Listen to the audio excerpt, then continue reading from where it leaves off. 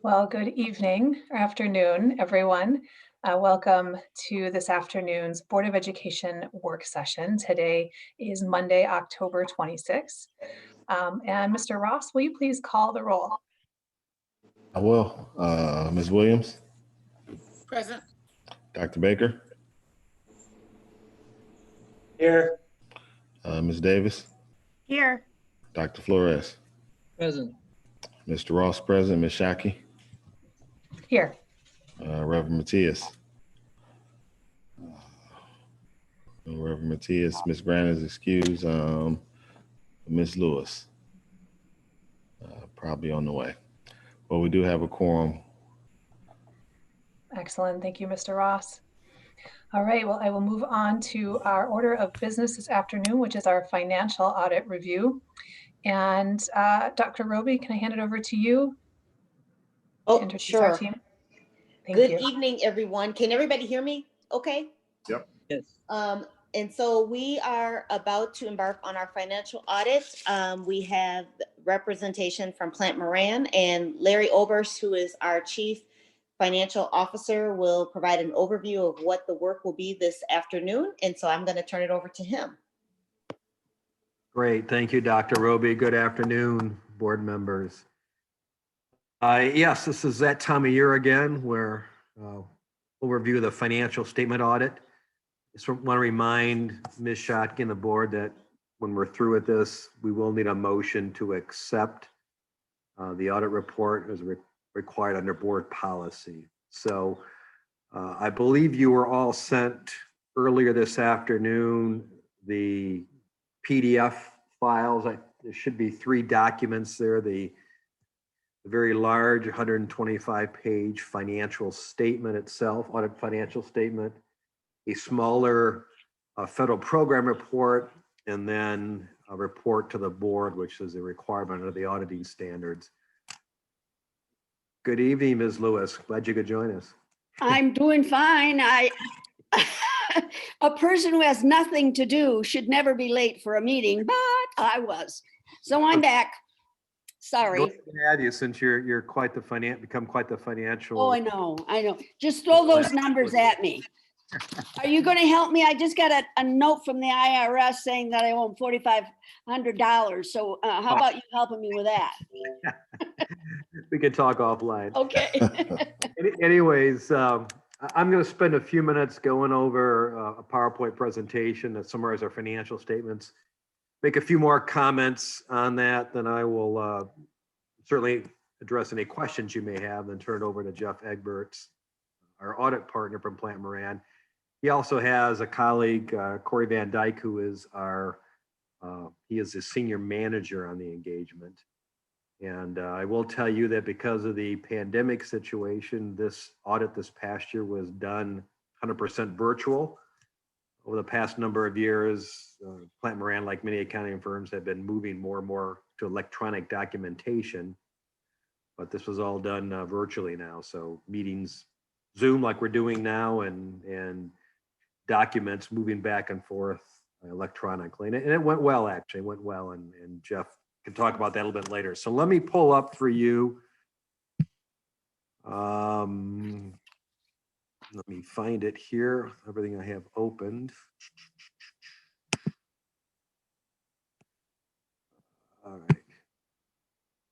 Little PowerPoint presentation similar to what we've seen in the past. Everybody can see that in their screens? Yep. Perfect. All right. Just some summary slides here. The first here is the assets for the district as of June 30th, 2020. Remind the board that the large financial statement you have in your packet contains 2 sets, well, actually more than that, but 2 major sets of financial statements. One is what's called the district-wide financial statements. And that takes all of our funds that we administer district-wide and puts them in a set of financial statements.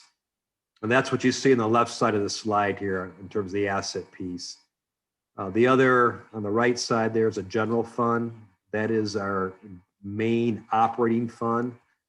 That is a fund that as board members and really as leadership of the district, we focus on primarily it's that fund balance, the general fund that the state keeps an eye on. And that really determines the health of the district, how well we do in the general fund. So district-wide fund assets, again, are what we own as a district. You can see the end of June, they totaled at the bottom there, over $520 million. A big chunk of it, the gray piece there is our investment in fixed assets. So all the building and equipment and land that we own as a district total $257 million. And you can see the other breakdown of the assets of the district-wide financial. The general fund doesn't, the big absence in the general fund in terms of the asset side, it does not include really any long-term assets, so that all the fixed assets are out of here, the $257 million. The general fund really just is any assets that we have in cash at the end of the year, short-term investments, and any other assets that we expect to turn into cash within about 60 days after the end of our fiscal year. So the receivable number here, $25,781,000, that's primarily state aid and other payments that come after June 30th, but really count toward the 2020 fiscal year. And those total, you can see general fund total assets here at almost $57 million.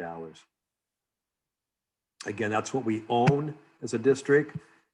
The other side of the balance sheet is what we owe in terms of our liabilities.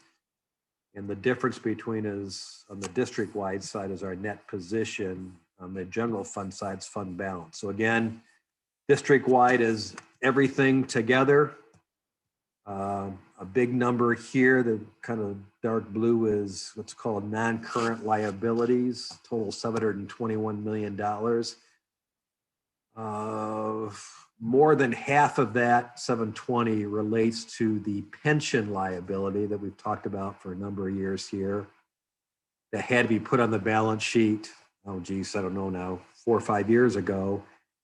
And the other liability within that 720 major liability is what's called the unfunded OPEB. And that's primarily other post-employment benefits. That's what OPEB stands for.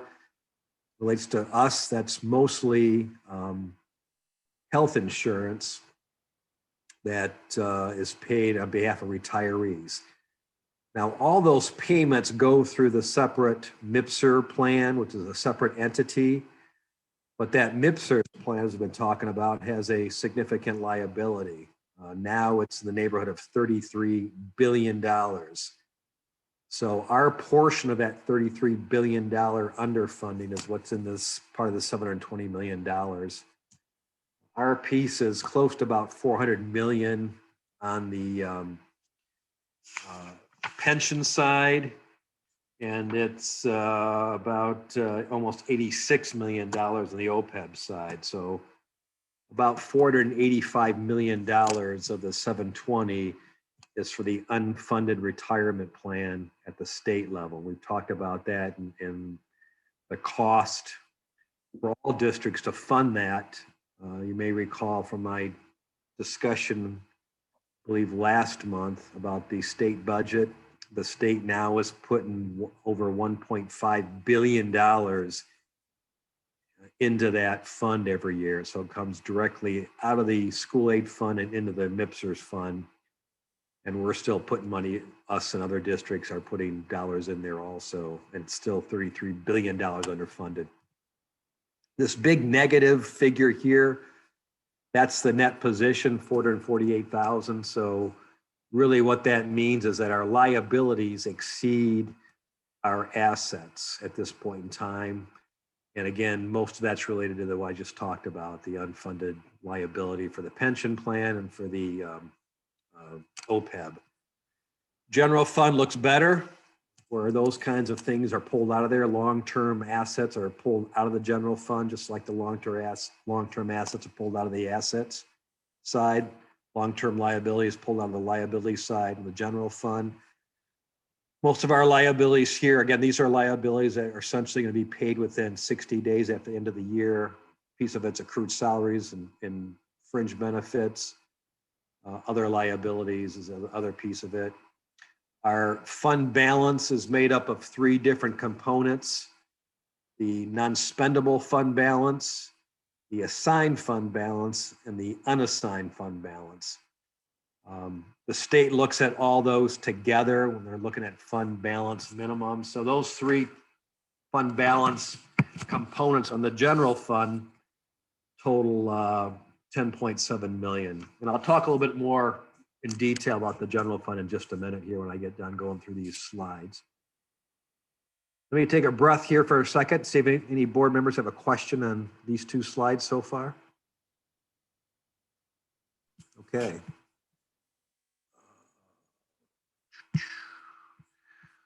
This is a revenue picture now on the general fund alone, comparing the current year 2020 with the last year. You can see the breakdown is pretty consistent between years, about 29% local. Local revenue is primarily our enhancement millage and the Act 18 that comes through the county that funds our special ed programs. The federal piece, that, as I've mentioned before, continues as a percentage of total revenue, continues to decrease in the federal level, 8.6 versus 10.7 a year ago. Mostly our title programs, 1, 2, 3, 6, 7, I believe is title programs we have. Got them all right. And the biggest portion, of course, the other obviously piece of the local, I apologize, is a property, 18 mil homestead collected, property tax that's collected and remitted to us. The big piece obviously is the state funding.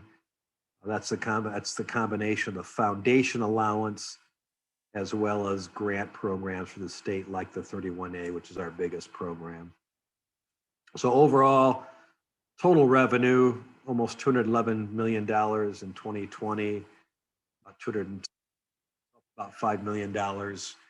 A combination of a couple of things. One, the foundation allowance increased. We had a little bit higher enrollment number that they were paid on. Foundation allowance per student increased, even though we had a $175 per student cut, but that still was more than last year. And also last year was the first year, I don't want to confuse people, but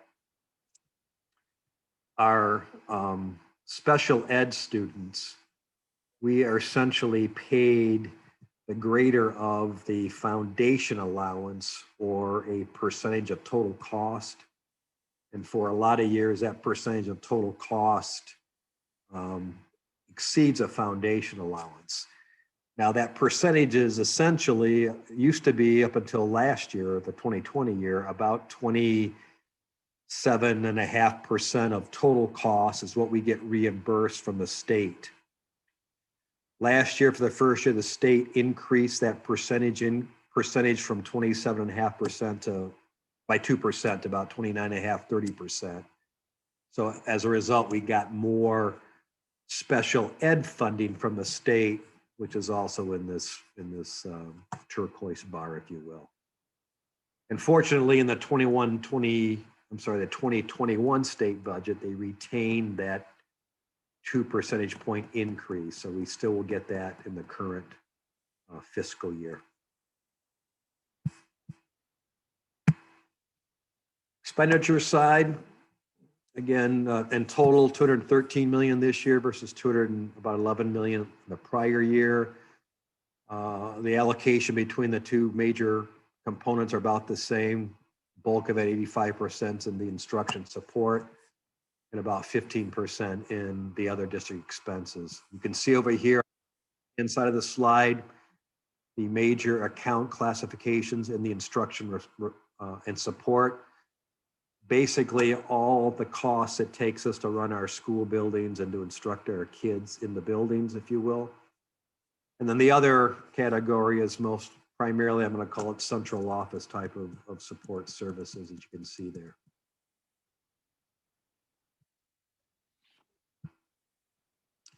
Fund balance. This is from 2016 to 2020, what the fund balance looks like. Now, this is computed a little bit differently than what you have seen, and I'll show you a summary of the early warning computation, which we usually look at, which is really the board policy we abide by. But this is a common measure, excuse me, amongst all districts. This is a percent of total expenditures. So it's our total general fund balance divided by total expenditures. And that includes both restricted and unrestricted funds, if you will, in the general fund. And you can see it was at 7.74% in 2016. And this year it's down to 5.03%. If you look at that in comparison to some of our neighbors within the ISD, you can see where we stand. We're amongst these here, we're the lowest. Statewide average is just under 15%. Again, these are as of 2019. That's the latest year we have data available for. Obviously, the 2020 information is not available yet, just being wrapped up like we are. But we're at 5% compared to almost 15% statewide average. Let me just pull up here another analysis you're used to seeing.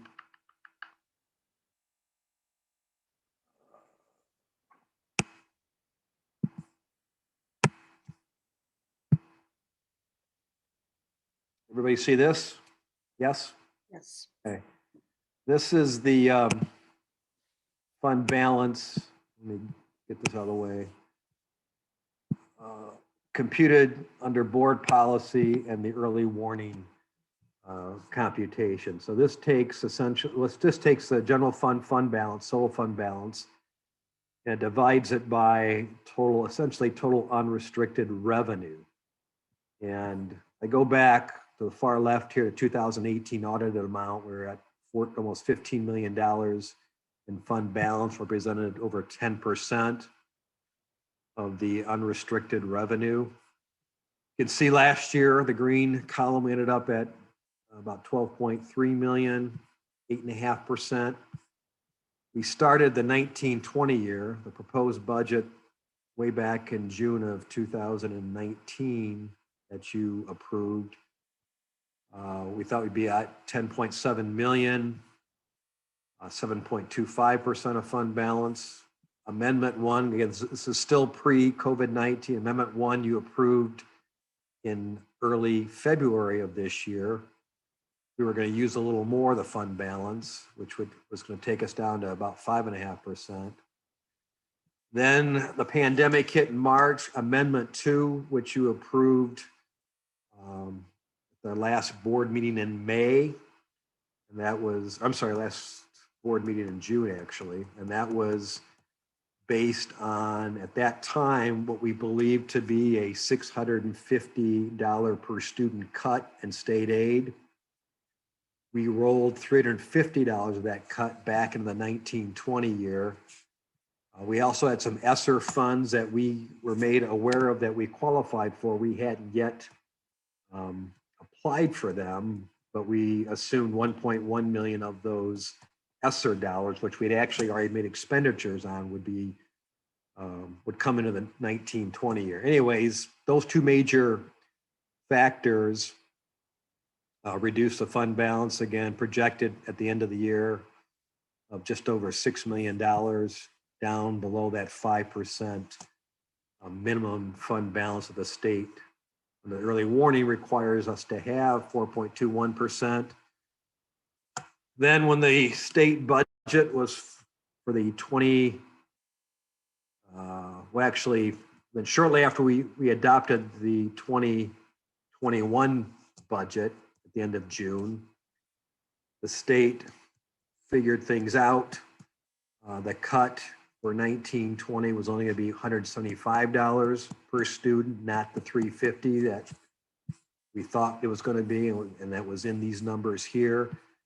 However, the ESSER funds, the accounting for that was clarified in, I want to say, July of this year after year end that said we could not recognize any ESSER fund revenue until we had actually applied for the funding and our application had been approved. And we did not do that until August. Again, we don't lose the money. We still get the cash. It's just the year it comes to our financial statements, it's going to change from 1920 to 2021. And actually those ESSER funds we can use through September of 2021, which is into our next fiscal year, 21-22 fiscal year. So we may even use some of those ESSER funds in the 21-22 year. So anyways, things turned out better the 19-20 year than we thought they were going to be at the end of June. So as a result, we did not spend as much of our fund balance as we thought we were going to spend. We only spent about $1.5 million. So our ending fund balance, so the general fund ended up being 10.7 million, just over 7%, which remarkably is pretty close to what we thought we were going to be way back in July or June of 2019 when you approved the 19-20 budget. So took a long way to get back there. That's where we ended up. Now, the rose-colored column here at the end is this is based on our 2021 proposed budget that you approved back in June. The only change I made was to update the ending fund balance based on the audited fund balance for this year. So we are still, this budget, because it has not been amended yet, still shows us using about over $5 million in fund balance, which if that holds true, we'd be at a fund balance of 5.65 million at the end of next June. Again, drops us below the 5%. Now, we will come back to the board with an amendment, the first amendment, again, probably the same time frame. It'll go to finance at their meeting in January, and to the board, presumably their first meeting in February. And the reason why, because some of you are saying, well, we know what the foundation allowance is going to be because the budget's been approved. We do. But as you may recall, there are two major components to that state revenue. One is the foundation allowance, which we know. The other piece is enrollment, which we don't know. We had the count day was earlier this month. We have about 30 days to make any adjustments before we send the certified number in there. So once that certified count is determined, then we can, kind of get a better idea what our state revenue is going to look like. But there's a lot more that goes into it. Some of these COVID money that we're still getting guidance on that, and that will affect the amendment, because when we bring an amendment to you, it's for the full budget. So it's a general fund, special revenue fund, it's the debt service fund, which really probably won't change. But so it's just going to take us some time between getting that certified count, which is mid-November, to get everything else worked out, to be able to bring the amendment to you in January. I would expect that, again, we're not looking to necessarily reverse all those well, let me tell you, we will not reverse that $10.6 million in cuts we made, but there will be some adjustments made for the Amendment 1. But I don't know what those are going to look like right now. So that's where things look like in fund balance. Again, let me pause here and see if there's any questions the board may have on what I've covered so far.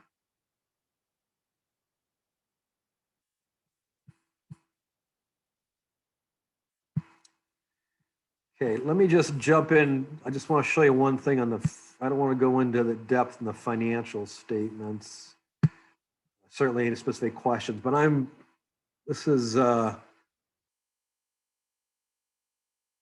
page 67 of the large financial statement. Let me just mention, and I think Jeff Egbert will reiterate this. For our audit report, we did have what's called an unmodified clean opinion, which is good. And again, the district has always had clean opinions. The federal program report, which is an audit of all our federal programs. That also had a clean opinion, as well as there were no findings in any of the programs that we get money for. This particular document, which is required on page 67, it's the general fund. Everybody see this?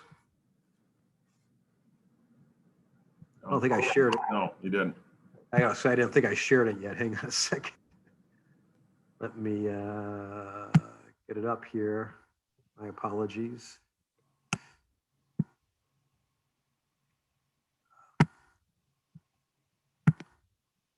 Better? Yes. Okay, great. Sorry about that. All right, page 67. This is just our general fund. The main operating fund compares our budget to actual for the past year. Just want to point out some of the comments I just made about the changes in the final amended budget. You can see over here, the state sources, the actual amount, 44.7 million, came in almost $2 million below what our final budget number is, which is 46.6. Again, that's some of the restricted dollars. When we hit, in March, when we close things down and some expenditures and some of these grant programs we were not making, and as a result, we don't, on grant programs, again, to refresh your memory, revenue equals expenditures. So if we don't make an expenditure, we can't recognize the revenue, even though we may have received the revenue. So that's the major difference here, is that some of the expenditures we did not make because of the shutdown. And as a result, revenue came in below our final budget. Same thing with the federal sources. The federal sources, there's that 1.1 million of ESSER funds that we're not able to recognize in the 19-20 year. Also, our title programs, Title I in particular, we essentially had an unlimited carryover for this year because of the pandemic. So again, we didn't make the expenditures we thought we were going to make back at the end of June. And as a result, revenue we recognized was short of about $6 million. And whoops, and you can see in this column here that at the end of Amendment 2, we thought we were going to use 6.1 million of fund balance, general fund balance. We only used 1.5 million, as I said earlier. As a result, our fund balance came in at $10.7 million. So that is the main differences between the budget and what ultimately our audited financial statements came out to be. Questions on this? Okay, let me just turn it over to Jeff and Corey right now. They can make some comments, and certainly if you have any questions that you may have for our auditors, feel free to ask them too. Jeff? Thank you, Larry. Good evening, everyone. So hard to believe a year has passed by. About a year ago, I was sitting in your room downstairs at the administration building. So it's nice to see all of you on screen. I'd much rather be in person with all of you, but this is better than nothing. So we appreciate the opportunity to be here. So as Larry mentioned earlier, we did just finish up our audit work and issued our report. So I think he mentioned that the audit opinion was indeed unmodified. So it's a clean opinion, highest level of audit opinion that you can receive. I would also just say as an editorial comment that the audit once again this year went very, very well, and no small task given the enormity of the events that went on this past year with the pandemic. Certainly a challenge from an education standpoint for school districts, but also behind the scenes, dealing with all the moving parts from a financial standpoint has proven to be a significant challenge for folks in the business office. So my observation would be that you are very blessed to have a very capable, high-performing, hardworking team that does a fantastic job managing the finances for GRPS. And from a board standpoint, I think that's so very important as you're trying to make all these decisions and then make budget decisions, operating decisions based on data, numbers, budgets, forecasts, and that sort of thing. So team certainly led up by Larry Oberst, CFO, but also Rhonda Cribbs. I think Rhonda might be out there somewhere watching the meeting, hopefully, but she did a fantastic job as well, along with the rest of the folks in the business office that we interact with and deal with. So in spite of all this additional stuff that has gone on, there still is a need to run the day-to-day operations of the district, to close financial statements and get through an audit. And as Larry mentioned earlier, this year, for the first time, our audit was done entirely virtual. So we worked from mostly from our homes and interacted electronically and through video calls with your team and shared lots of information and documents electronically. So again, they did a fantastic job. We really appreciate their help in a very difficult, challenging environment. So from the standpoint of some of the other deliverables that we have, one item we haven't covered yet is the report to the Board of Education, which is our end of audit letter. So if you recall, before the audit started, we emailed each of you a pre-audit letter kind of talking about the timing and scope of our audit engagement. And now that we are done, we have an end of audit letter kind of talking about the results of the audit. So we certainly don't want to read this to you. It's really two different sections. The first part is sort of our mandatory audit information that we have to communicate to you as a board. The second section is the informational section. So I think what I'll do is maybe have Corey briefly cover the first section of the audit of the end of audit letter, and then I'll make some comments about the informational section of the letter as well. Thanks, Jeff. I'll try to share it. I'm not sure if I'll have access to, but let me see. Can everyone see that? There you go. Yep, good job. Perfect. So as Jeff mentioned, there's two primary sections. The results of the audit and the summary of unrecorded possible adjustments is really the first section, and then the informational section is the latter half. So I'll go over the results of the audit. So as Jeff mentioned, we had the pre-audit letter. This is the required post-audit letter. I'll start off. It's pretty boilerplate. No significant, uncertain, or unusual items in this letter, but nevertheless, we will go through it. This first section here talks about our responsibilities under generally accepted auditing standards. Basically, it says that we performed our audit in accordance with those standards. One of the things that we evaluate is internal controls as part of this audit, as part of our risk assessment process. If we were to identify deficiencies that would say warrant communication to you, such as a significant deficiency or a material weakness, controls that you should be concerned about, we would mention those to you now.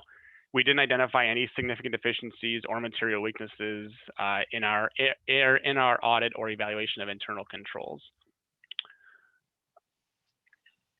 We did perform our audit in accordance with the plan, scope, and timing audit letter that we had sent to you back in September. From a significant audit findings section, so there were no new accounting policies adopted this year, no transactions that happened without authoritative guidance, no transactions that happened, no significant transactions that would have happened in an incorrect period. From an estimates perspective, the most significant estimate that impacts the financial statements is the district's portion of the MIPSR's pension and OPEB liability. As you can see here, the district's portion of these liabilities is just shy of $400 million for the pension liability and just shy of just about $86 million of the OPEB liability. Again, this is the district's portion of those MIPSR's liabilities that's really held at the state level. Difficulties in performing the audit, we had none. Disagreements with management, we also had no. We're happy to report that. Corrected and uncorrected misstatements. So there were no adjustments that came as part of the audit. However, there are a couple what are called unrecorded past adjustments or proposed adjustments. I'll discuss those when we get to that schedule. significant findings. We didn't have any significant findings. The one thing to point out as well is, as Larry alluded to earlier, we did do an audit of the federal expenditures and the federal awards. There's a separate audit report issued for that as well. But as I mentioned earlier, we had no compliance findings or no internal control findings related to the federal expenditures either. We did obtain a letter from management, given management's representations on the data and facts provided to us. And to our awareness, their management had no other consultations with other auditors. That would be considered like opinion shopping, and to err into our understanding that did not happen. So the summary of unrecorded possible adjustments. These are the items I mentioned about earlier. I'll zoom in on these. Really, there's really two unrecorded possible adjustments. And what these are management has concluded these aren't material to the financial statements. And we as the auditors have also agreed that not recording these does not materially misstate the financial statements. So A1, so you'll notice that these are by funds. And I'll zoom in to make it a little easier to read. So A1 is a factual misstatement we have it for the general fund, for the 2016 capital projects fund, and then also the aggregate remaining non-major funds. What A1 is really, it's an accounting standard deal. So GASB 33 relates to the timing of recognition of revenue, and you can recognize revenue when the resources are available. Now, GASB 33 sets a 60-day window on that. So what that means is the district had recorded a receivable and revenue at June 30 for certain amounts that collections weren't collected until September. So there was a little bit of a timing delay. It just had gone past the 60 days from the timing of that. So what that does is rather than recording revenue in the June 30, 2020 financial statements, the proposed adjustment would be to record the revenue in the following year, the 2021 year. So there was a proposed adjustment for the general fund, for the 2016 capital projects fund relating to a donation, and then also for the non-major funds. The other adjustment, the other proposed adjustment is a timing cutoff issue related to the tech fund and some capital outlay that had been recorded there. What ultimately occurred was a timing of the receipt of the actual goods, which was ultimately as a result of the COVID pandemic and the shortages that happened with IT suppliers and shipping of the items that the district had received. Most of the receipts of goods happened right at the end of June, which is approximately this $300,000 number. However, the remaining amount came over multiple shipments in July. So all of the liability was recorded in July when the final receipt of items had occurred. Again, it's approximately $300,000, which doesn't materially impact the non-major funds. Any questions on those possible adjustments?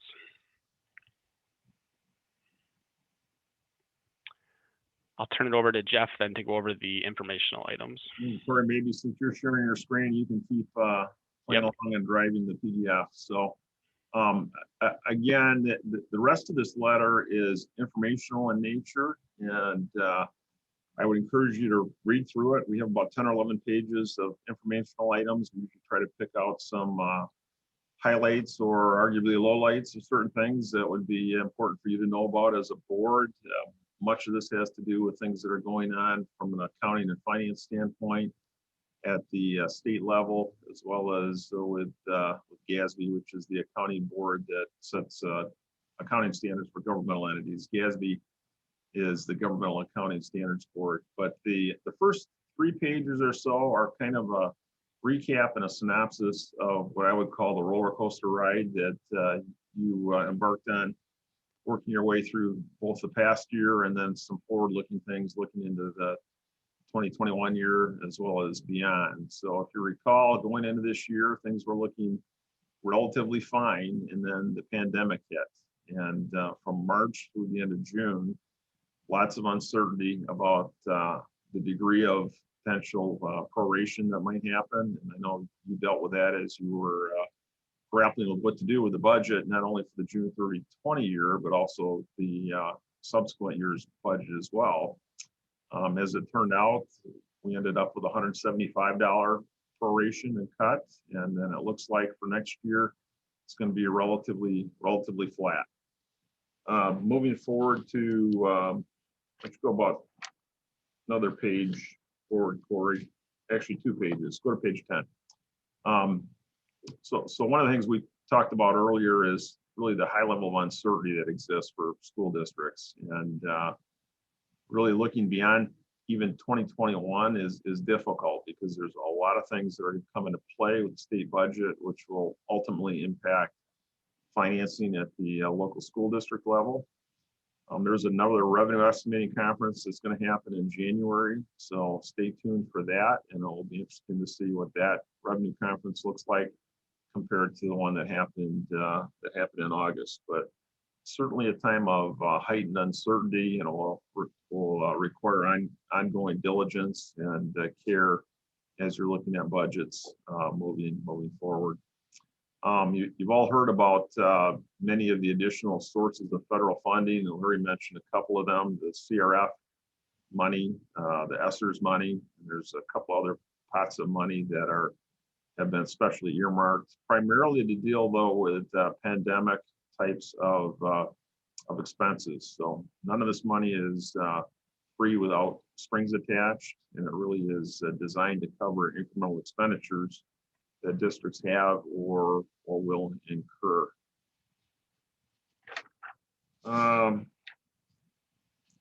That's really the next couple pages has some additional discussion of those various pots of money. Corey, if you go to page 14.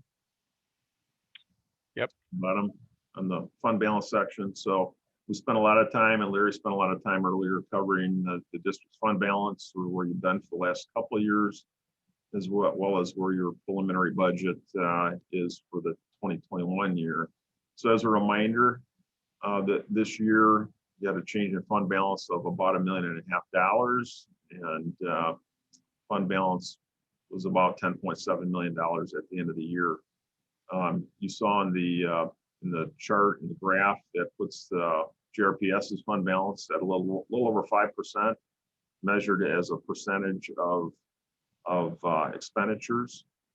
And as Larry pointed out, he had some analysis on fund balance looking forward based on next year's budget and what that does to the district in terms of the early warning legislation and the way that's measured. So it will certainly be an area that will require ongoing diligence. I don't think I've ever seen a time during my career, and we talked about this earlier this afternoon with Dr. Roby, but I don't think we've seen a time that has a higher degree of uncertainty compared to where we are right now. So we've been through various economic cycles, but first time in my career, in my lifetime, frankly, that we've been dealing with a pandemic that certainly has economic impacts as well. And so again, your job has not gotten any easier managing the budget, the finances of the district. So again, I want to reiterate how well the audit went from our standpoint, and we appreciate all the help we got from your team. If you ever have any questions at all, you can feel free to route those through Larry or contact us directly at any point in time. And with that, throw it open to questions if anybody has any.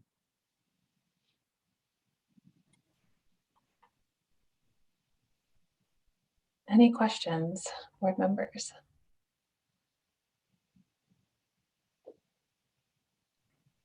All right, sounds like not. So I guess I'll just say thank you. Thank you to Corey and Jeff and the Plant Moran team. Thanks for doing what all our kids are doing and doing your job in a distance learning format. You did it well. And I'm so grateful for year over year, just the relationship that we have with Plant Moran. So thanks for letting us feel confident in the work that we do to take care of our buildings and our staff and our kids. Mr. Obers, did you say we needed to approve something earlier? We do need a motion. You need a motion to approve the 2020 audit. And what you have are final documents, so it has been finalized, so you just need to do this once. Well, I'll make a motion to approve the 2020 financial audit. Support. All right, Mr. Ross made the motion.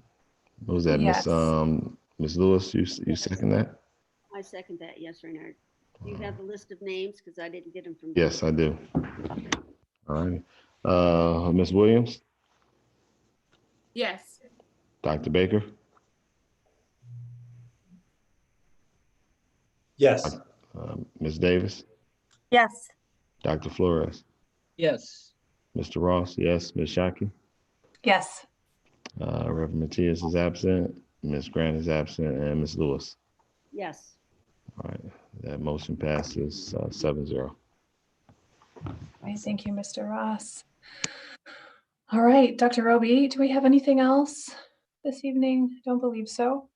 All right, there was no public comment that came through. So, Mr. Obers, thank you so much. Thank you to your team. Yes. I would just like to apologize to everybody because I thought this was the finance committee, not the entire board meeting. And so I apologize for oversharing about my problems. I didn't think everybody was going to be here. So I'm sorry. It's just the general public that's now aware of your problems. I'm so glad to know that now. Thanks, Tony. I appreciate that. I just thought it was going to be 3 or 4 of us, but Roby knows too. So, oh, wow. Well, No thanks worries, for no the worries. smiles, Ms. They, Lewis. they do have online counseling now, Kathy. If you need help. Financial counseling. Any kind. I'm so glad I've got you, Tony. All right, well, hearing nothing else, I will adjourn this board work session, and thanks, everybody. Hi, Jen.